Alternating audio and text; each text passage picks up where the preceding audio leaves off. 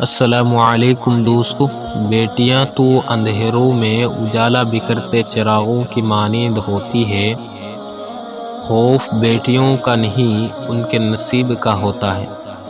اپنی زندگی میں ہر کسی کو اہمیت دو، جو اچھا ہوگا وہ خوشی دے گا اور جو برا ہوگا وہ سبق دے گا۔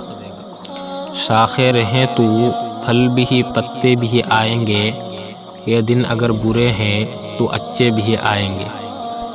درخت پر اوقات سے زیادہ پھل لگ جائے تو اس کی ڈالیاں ٹوٹنا شروع ہو جاتی ہے۔ انسان کو اوقات سے زیادہ مل جائے تو وہ رشتوں کو توڑنا شروع کر دیتا ہے۔